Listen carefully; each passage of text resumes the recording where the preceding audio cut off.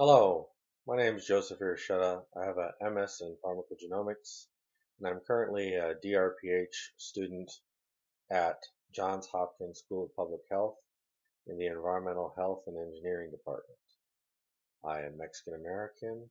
My tribes are the Purepecha and the Raramuri, and I currently work for South Dakota tribes. I work in the area of health disparity and in general genomic information for the tribes at different levels, whether it's health, ancestry, repatriation, or land settlement claims. This slide and description is hopefully constructed to raise awareness about some of the ethical and intellectual property issues around big data projects. If you see here in the right slide, a lot of genomic investigation has been targeted towards disease susceptibility in something called GWAS, or genome-wide association studies. From there, research has gone on to look at how to screen and diagnose for those disease susceptibilities and create a prognosis or therapeutic decisions based on that genetic information. For instance, drug dosing for people with certain variants in liver enzymes that process drugs, monitoring and disease burden or reoccurrence, such as in cancer, um, keeping track of when cells begin to divide again, or whether or not they mutate or metastasize. And then much has been done lately in the area of preconception and prenatal testing, which is amazing because it's less invasive than amniocentesis because it can be drawn from the pregnant mother's blood rather than taking a sample from the unborn fetus. And then, of course, there's postnatal or newborn screening and kind of going back around the chain. So these things have not been fully validated or verified, especially in all populations or in all contexts.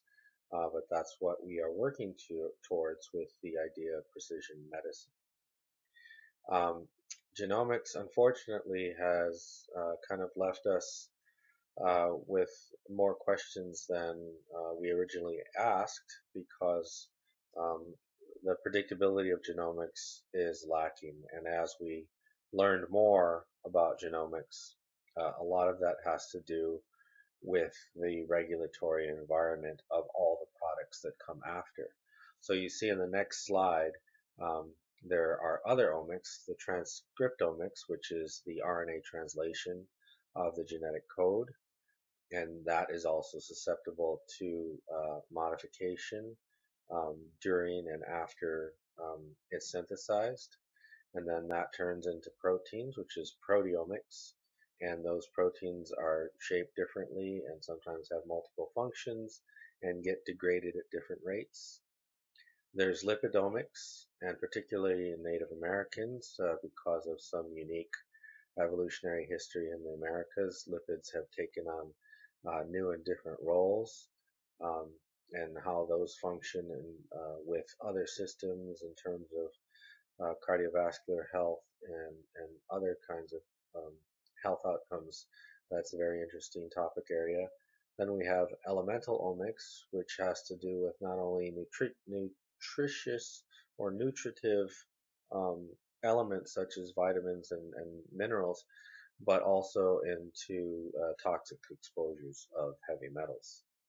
And then we have metabolomics or metabolites, which um, is more complicated because these are collected either in blood or urine and can have many different small molecules developed from whatever the original um, food intake that you had.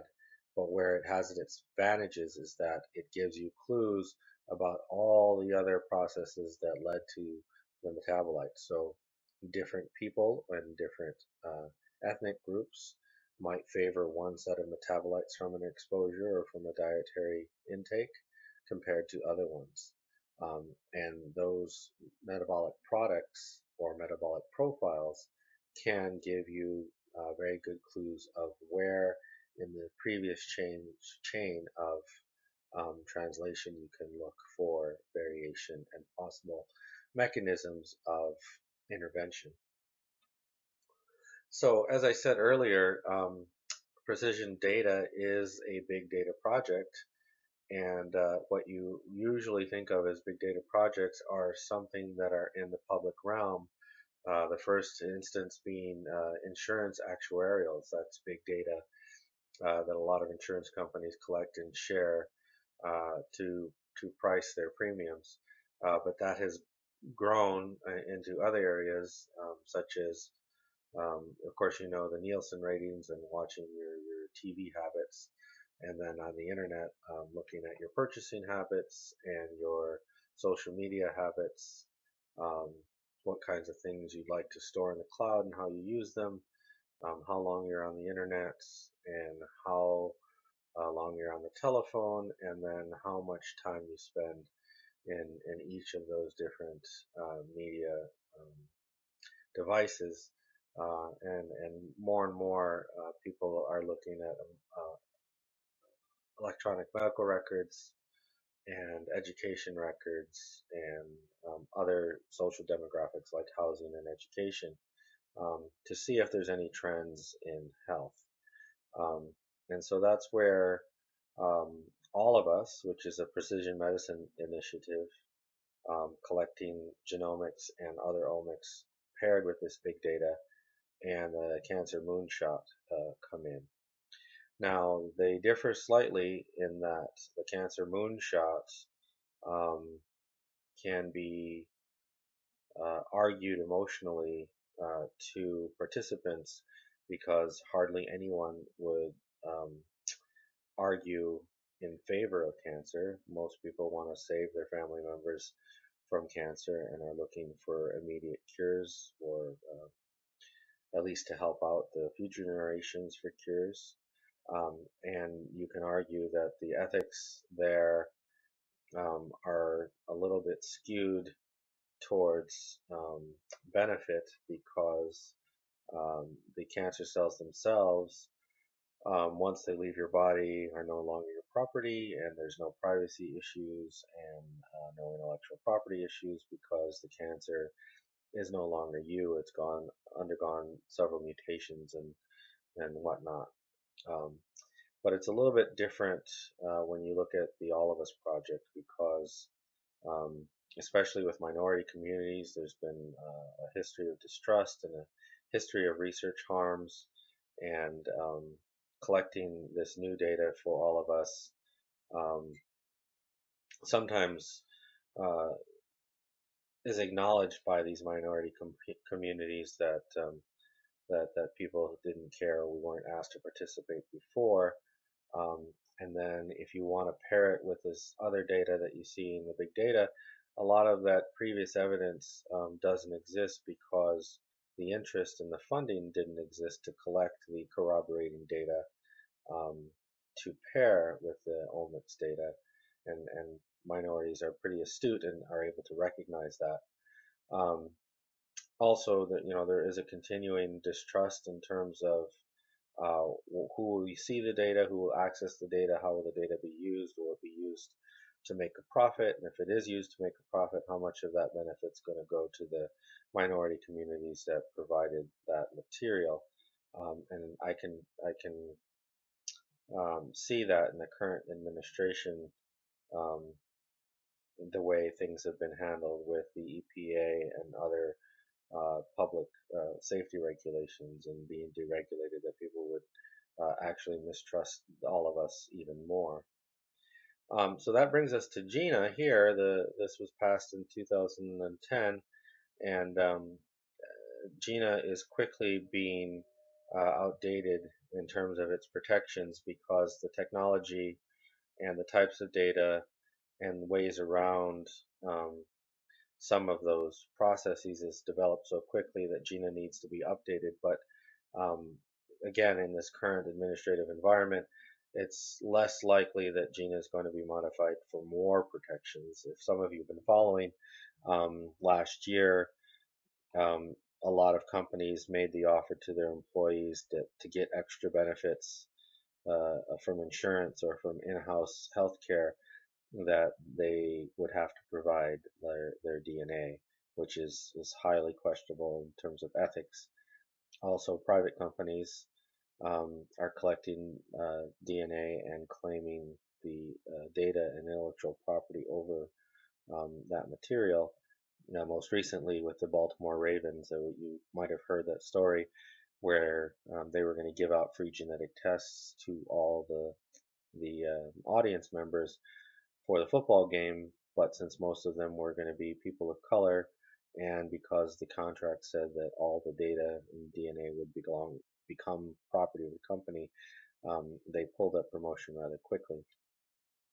So how that relates to me and my work with American Indians and indigenous people throughout the North and South America is that there are significant issues, as you probably know, with Kennewick Man and other ancient skeletons, and who gets to control um, those research agendas, and not everything's covered by NAGPRA.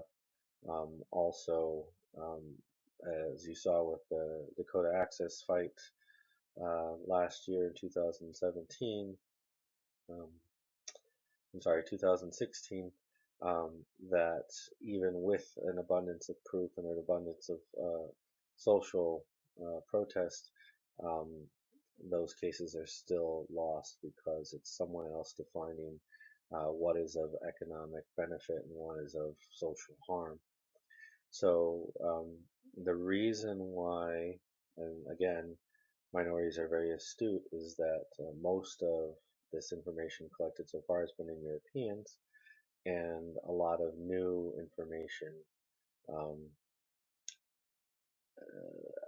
you know, purportedly for their own populations needs to be collected. But however, there isn't very many minority pharmaceutical companies or minority therapeutic companies or minority owned cancer centers.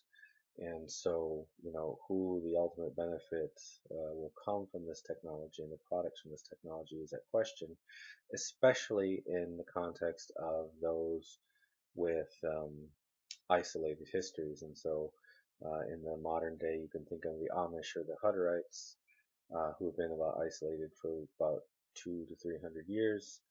And then you can look at Ashkenazi Jewish people who have been isolated um, for about 700 years, but in both of those cases, it's been a self-prescribed or a social isolation due to religion and culture. And then you have other populations like Polynesians or people from the Andaman Islands or Australia who have been isolated, where um, they be likely to be harboring some unique adaptations to environment.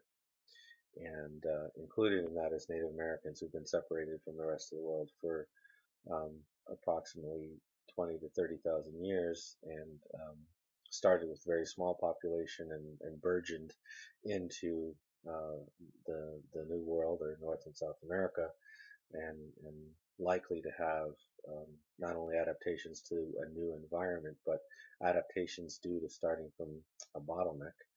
Um, and then were bottlenecked again when the Europeans invaded and brought European diseases, which also was likely to cause a number of um, new mutations and adaptations. And some of those could be strengths, which can be turned into products, and some can be weaknesses that will give clues to biological pathways to eventually figure out long hidden secrets about molecular biology, which can also be turned into products. So um, Native Americans have often been called the canaries in coal mines for all kinds of social issues, um, including